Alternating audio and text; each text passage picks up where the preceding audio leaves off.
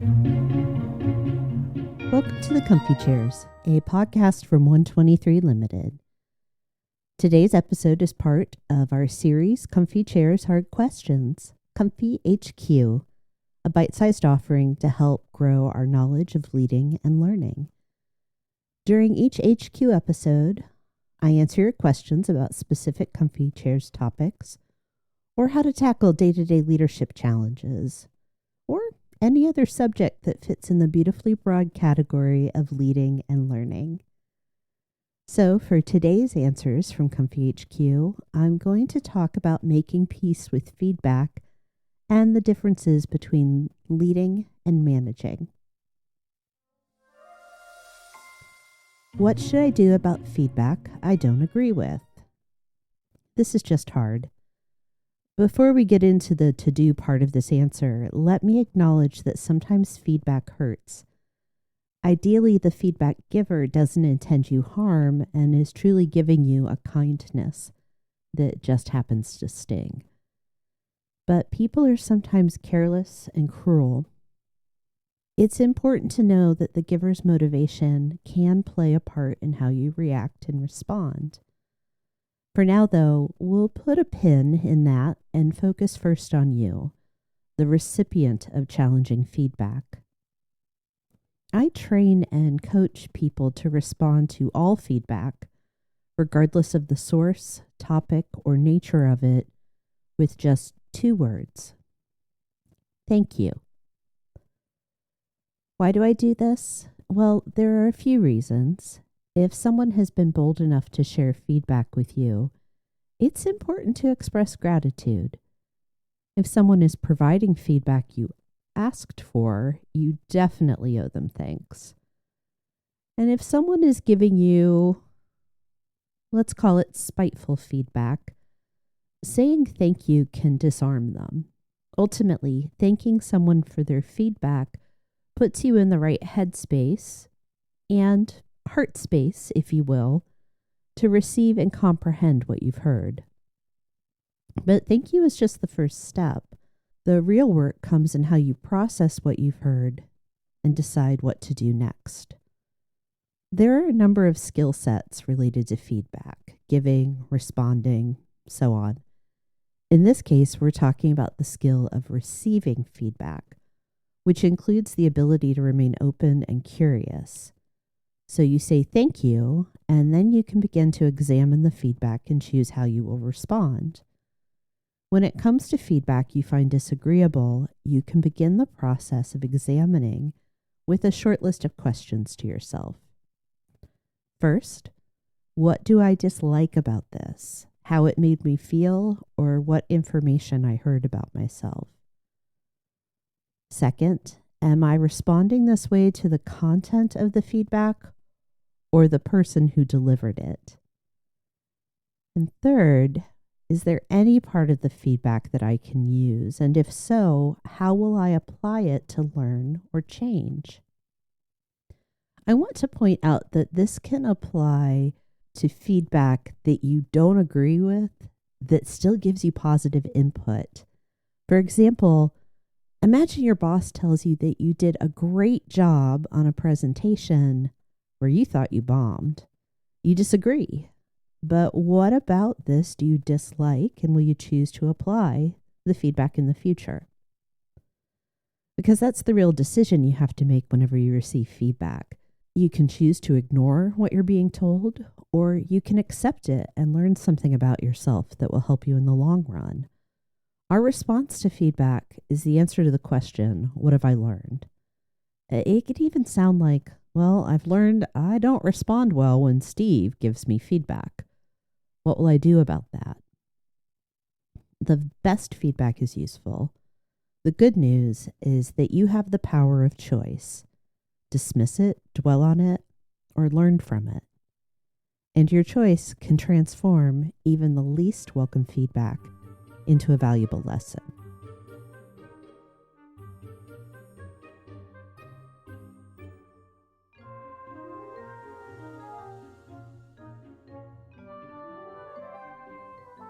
What is the difference between leadership and management?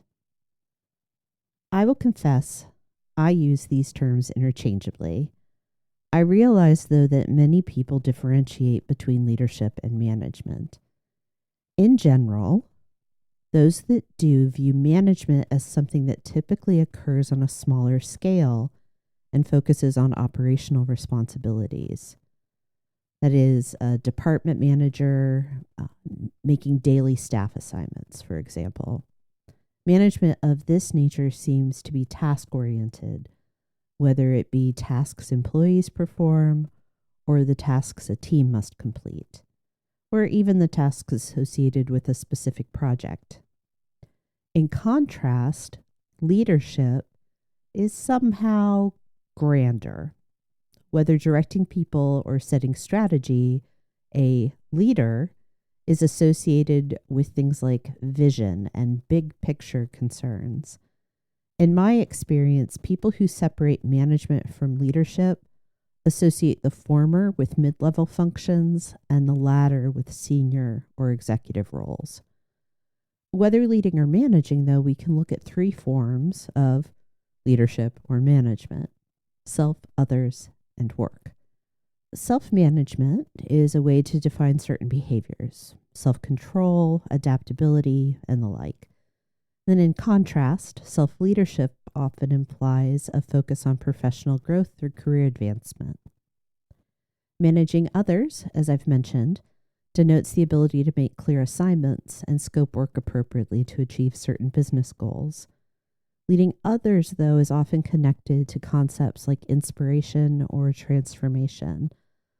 Less tangible, but sometimes seen as more admirable. Managing work is, again, task-oriented or connected to day-to-day needs. Leading work has shades of strategy and other large-scale or long-term concerns. The exact differences will vary based on your own experience and even work setting, but the broadest way to talk about how people typically separate management and leadership is to draw a line between what people are doing today and where the organization will be tomorrow. When we look at leadership and management through these three lenses, we actually see how much overlap exists. And that brings me to a bigger question. Why do we insist on treating them as entirely separate? Now, I imagine that some managers listening to this disagree with any definition of their work that limits them to tasks and day-to-day considerations. Or people who view themselves as leaders could be taking exception to the idea that leadership is less involved with scoping work or practicing self-control. At least, I hope so. Because I want to make the case for not treating leadership and management as entirely different. If we say leadership is all one thing and management is another thing entirely, we are creating the conditions that might allow us to view one as more valuable than the other. Separating leadership from management reinforces exclusive leadership models, like the great man theory that I have referenced and dismissed multiple times on this podcast. It suggests that only certain people are naturally born to lead.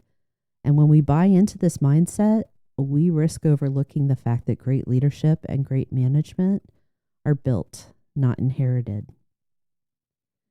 Here's the question that led me to these opinions. Would I want to work with a manager who can't lead, or for a leader who can't manage? Ultimately, leadership and management are not opposing forces. They're two parts of the same role. So rather than asking how one or the other shows up, or if you lean more toward one or the other, ask yourself, what is it that you, your team, and your work need? And then use your answer to determine how you will show up and lead or manage. You decide.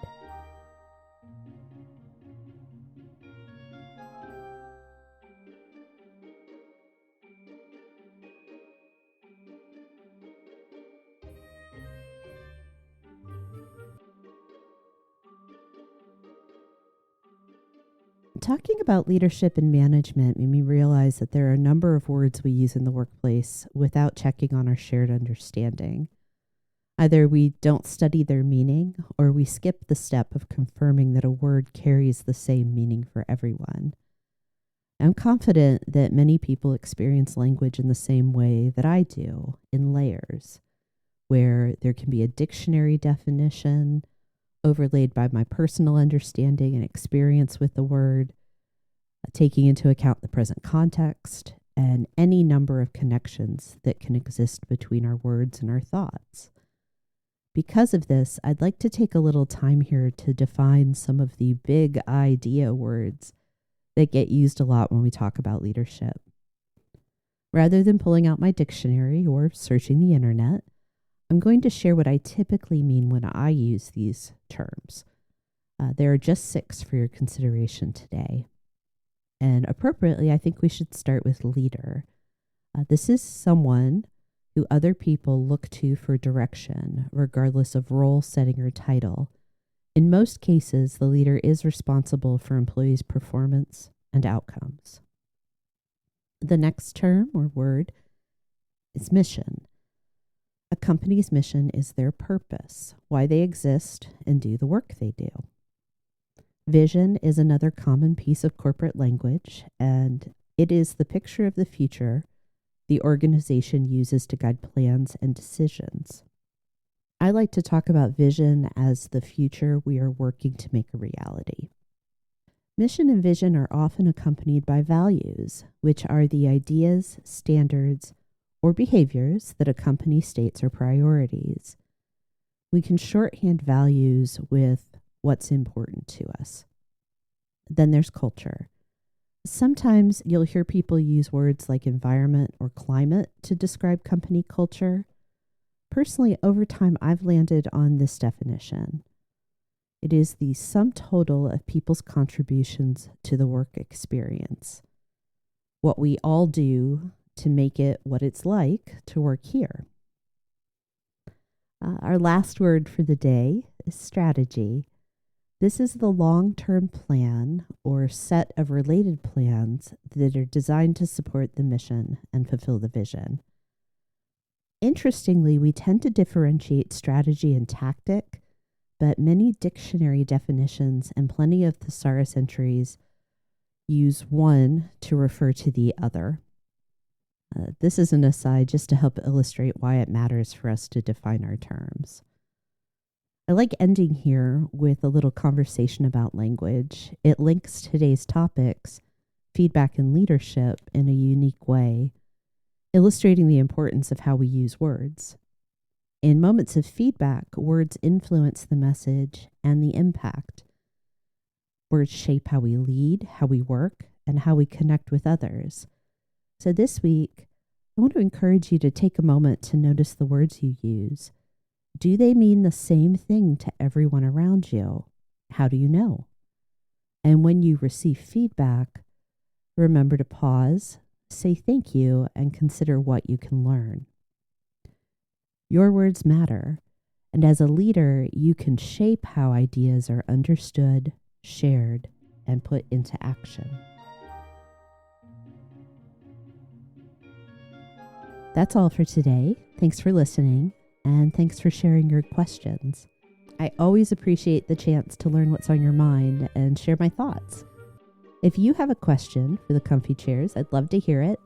Just follow the link in the show notes. And don't forget, Comfy Chairs Hard Questions drops every other week, right between our deep dive conversations on leading and learning.